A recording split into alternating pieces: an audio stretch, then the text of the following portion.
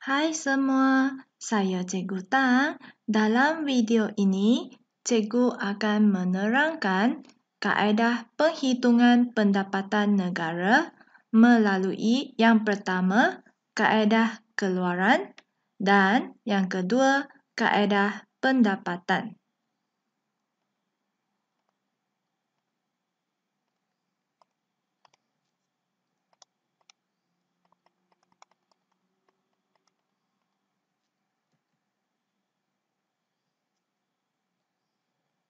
(2.2.1b) kaedah keluaran iaitu lebih dikenali sebagai nilai ditambah.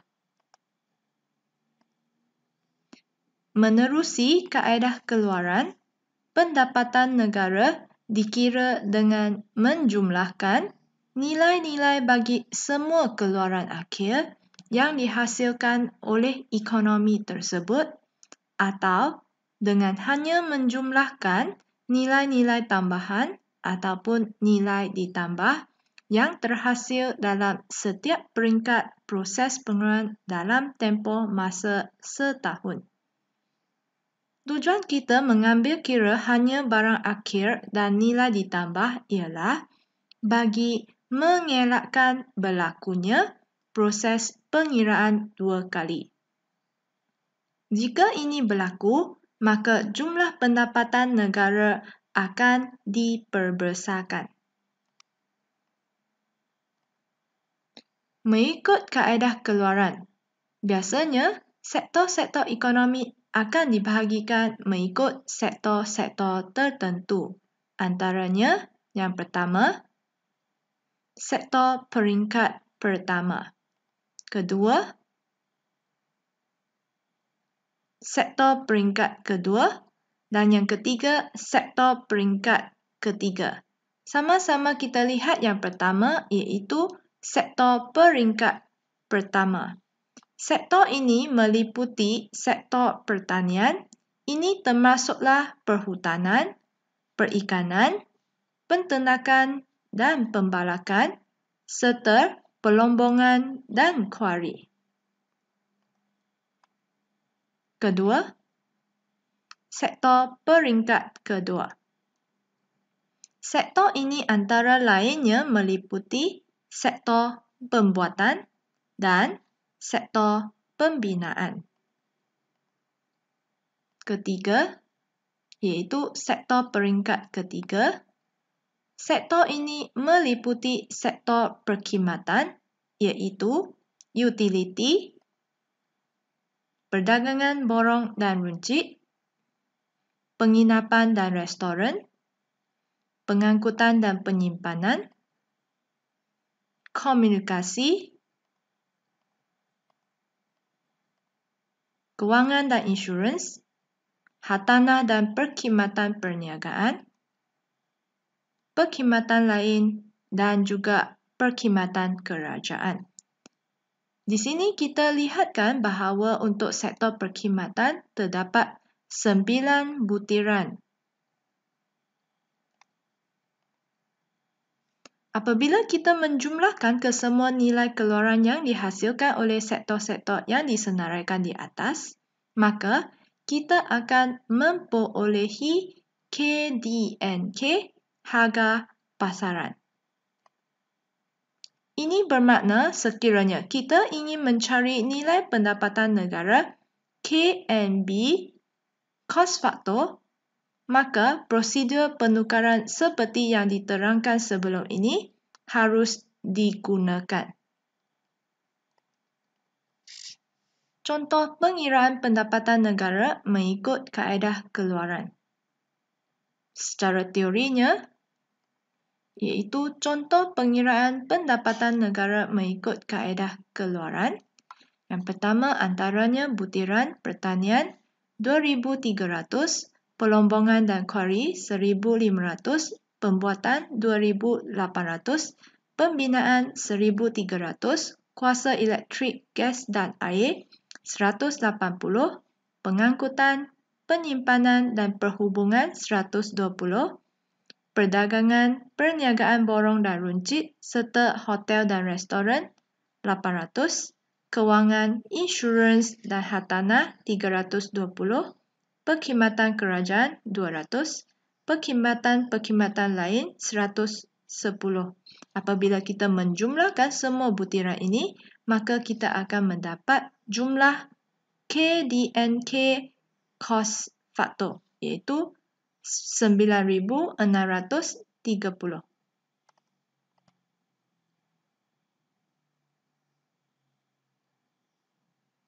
Daripada KDNK cost factor tersebut, kita tambah PFBLN iaitu tolak 100, maka kita akan dapat KNK harga faktor sebanyak 9,530.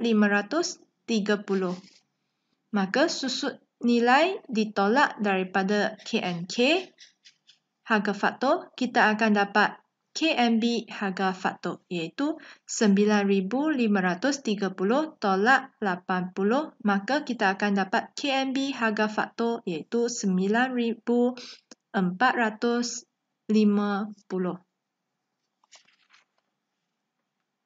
Contoh pengiraan pendapatan negara bagi tahun 2010 mengikut kaedah keluaran.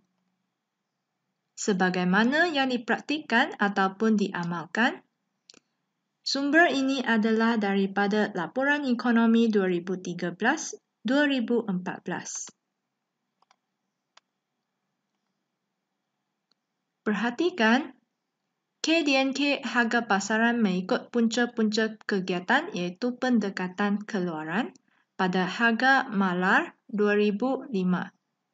Butiran diberi iaitu pertanian 51,262, pelombongan dan kuari 66,182, pembuatan 170,261, pembinaan 21,459, utility 17,496, perdagangan borong dan runcit 95,281, penginapan dan restoran 16,515, pengangkutan dan penyimpanan 24,736, komunikasi 24,550, kewangan dan insurans 61,368, hartanah dan perkhidmatan perniagaan 36,601, perkhidmatan lain 34,413, perkhidmatan kerajaan 48,868. Apabila kita menjumlahkan semua butiran ini, kita campur cukai import iaitu 7,660, maka jumlah KDNK harga pasaran ialah 675,652. KDNK yang dikira dinilai mengikut harga pasaran, maka cukai tak langsung harus dicampurkan kepada nilai keluaran yang dihasilkan oleh setiap sektor. Cukai import merupakan salah satu jenis cukai tak langsung. Dalam pengiraan pendapatan negara mengikut kaedah keluaran, cukai import tidak dikira di dalam nilai keluaran yang dihasilkan oleh sektor-sektor yang membayar cukai import tersebut. Oleh yang demikian, cukai import harus dicampurkan kepada nilai keluaran sektor-sektor dalam ekonomi bagi memperolehi KDNK harga pasaran. KDNK harga pasaran mengikut punca-punca kegiatan iaitu pada harga malar 2005 diperhatikan butiran-butirannya dan kita akan membahagikan ia mengikut sektor iaitu pertanian dan pelombongan dan kuari merupakan sektor pertama, pembuatan dan pembinaan merupakan sektor kedua. Harus diingatkan bahawa sektor pertama mengandungi dua butiran, pertanian, pelombongan dan kuari. Sektor kedua juga mengandungi dua butiran, iaitu pembuatan dan pembinaan. Selebihnya iaitu merupakan sektor perkhidmatan, iaitu sektor ketiga. Antara sektor ketiga iaitu utility, perdagangan, borong dan runcit, penginapan dan restoran, pengangkutan dan penyimpanan, komunikasi, kewangan dan insurans, hartanah dan perkhidmatan perniagaan, perkhidmatan-perkhidmatan lain dan juga perkhidmatan kerajaan. Dan di sini kita akan menghitungkan peratus sumbangan sektor. Bagi sektor pertama ataupun sektor utama, iaitu kita menjumlahkan unit yang pertama, iaitu pertanian, pelombongan dan kuari. Maka angka ini akan diambil kira untuk perhitungan peratus sumbangan sektor pertama, iaitu 51,262 tambah 66,182. Jumlahnya ialah sebanyak 117,444. Untuk perhitungan peratus sumbangan sektor, apabila kita ingin menghitungkan peratus sumbangan sektor, iaitu jumlah 117,444 bahagi jumlah ini merupakan jumlah KDNK harga pasaran, iaitu 676,652 darab 100. Maka peratus sumbangan sektor ialah sebanyak 17.36%. Perhatikan jumlah untuk KDNK harga pasaran, iaitu nilai ini yang kita ambil, iaitu KDNK HP 675,652. Sektor kedua. Sektor kedua iaitu kita mengambil kira pembuatan dan juga pembinaan. Maka nilai ini yang kita akan mengambil kira, iaitu nilai 170,261 dan juga 21,459 yang digolong dalam sektor kedua. Sektor kedua iaitu sumbangannya 170,261 tambah 21,459, maka jumlahnya ialah sebanyak 191,720. Untuk menghitung peratus sumbangan sektor, iaitu 191,720 bahagi KDNK harga pasaran, iaitu bahagi 676,652 darab 100, maka jumlahnya ialah sebanyak 28,33%.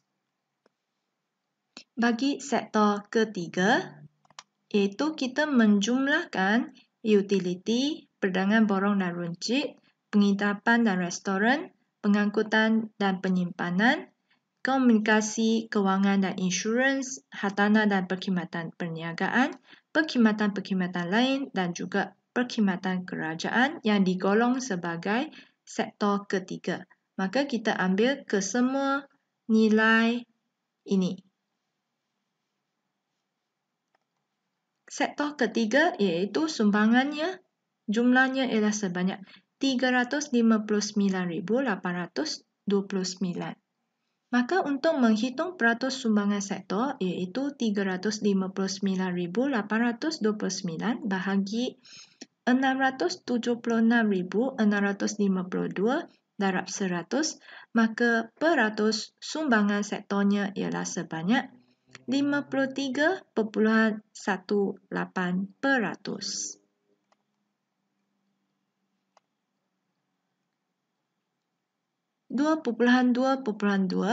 C. Kaedah pendapatan. Menerusi kaedah pendapatan, jumlah pendapatan negara boleh dikira dengan hanya menjumlahkan pendapatan yang diterima oleh semua faktor-faktor pengeluaran yang wujud dalam ekonomi. Sebagaimana yang diketahui, wujud 4 jenis faktor pengeluaran dalam sesebuah ekonomi, antara lainnya meliputi buruh, tanah, modal dan usahawan. Setiap faktor pengeluaran tersebut masing-masing menerima pendapatan dalam bentuk upah dan gaji, sewa, kadar bunga dan untung. Upah dan gaji, sewa, kadar bunga dan untung merupakan ganjaran kepada faktor pengeluaran. Upah dan gaji yang merupakan pendapatan yang diterima oleh faktor buruh dikenali juga sebagai pampasan para pekerja. Jumlah ini telah termasuk caruman ke KWSP. Dengan sebab itu, semasa mengira pendapatan negara, elemen tersebut boleh diabaikan. Akan tetapi, apabila mengira pendapatan persendirian, elemen tersebut perlu ditolak daripada item gaji dan upah.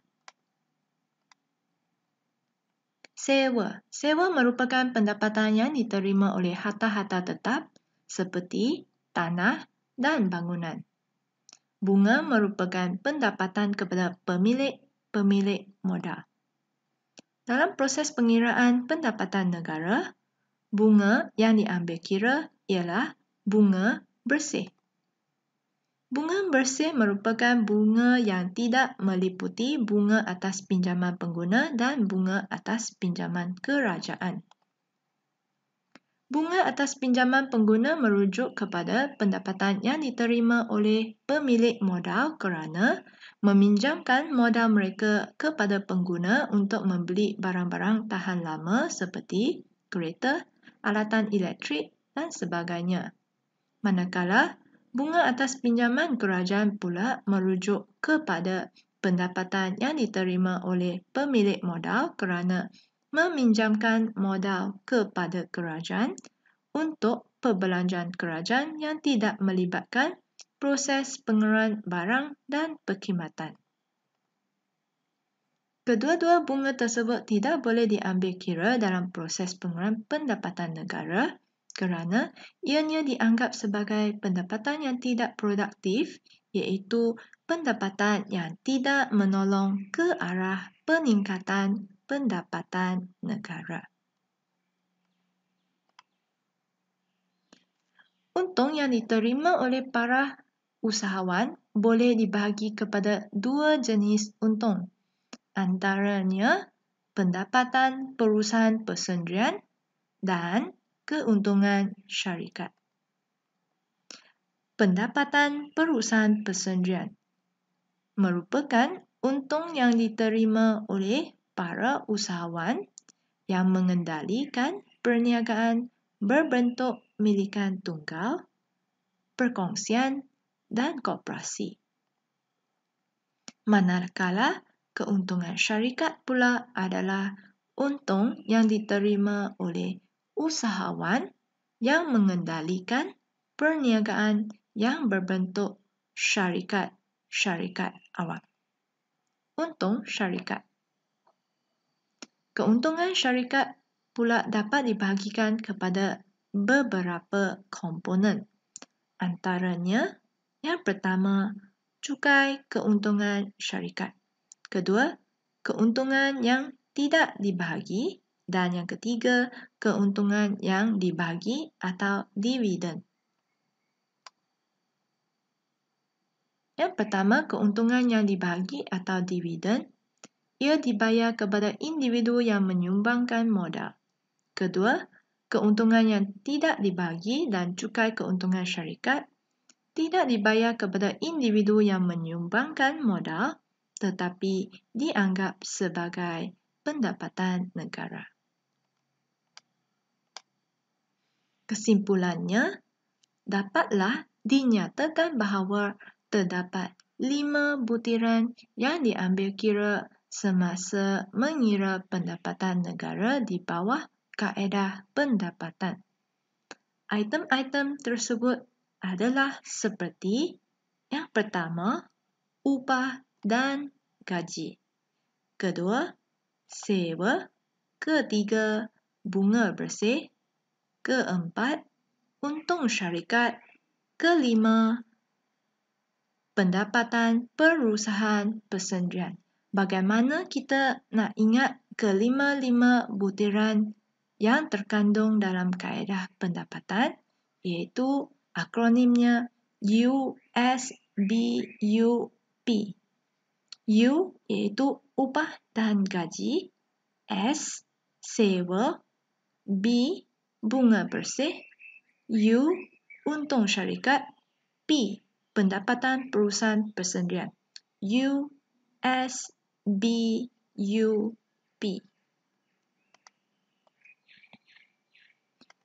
Beri perhatian pelajar semua, iaitu menerusi kaedah pendapatan. Apabila 5 item tersebut dijumlahkan, maka kita akan terus mengetahui jumlah pendapatan negara ataupun KNBKF, iaitu yang ditujukan selalunya iaitu dalam soalan objektif sekiranya dia ada tulis tentang jumlah pendapatan negara, sebenarnya yang ingin dihitung ialah KNBKF.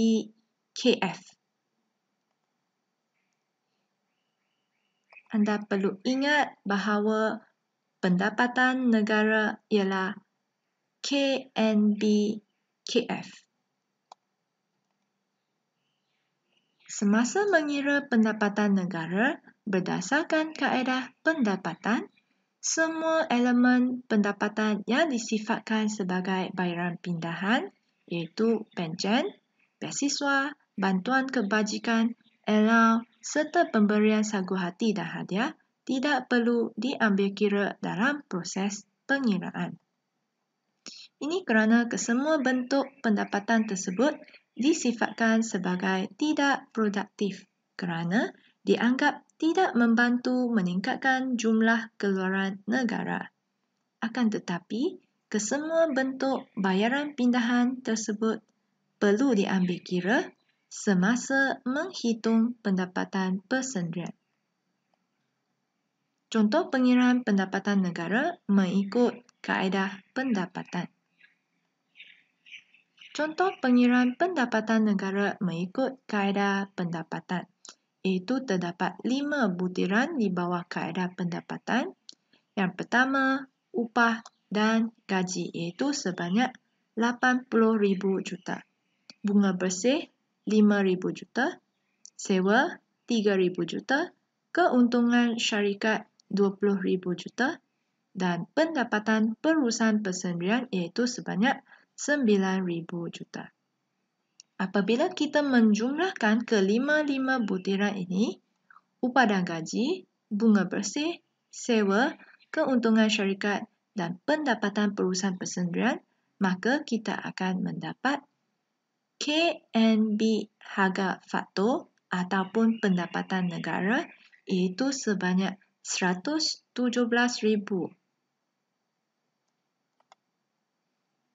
Setakat ini sahaja untuk perkongsian kali ini. Jangan lupa like, subscribe dan share dengan rakan-rakan anda yang lain YouTube channel Cikgu Tang sekiranya video ini membantu anda dalam pembelajaran. Terima kasih. Bye-bye.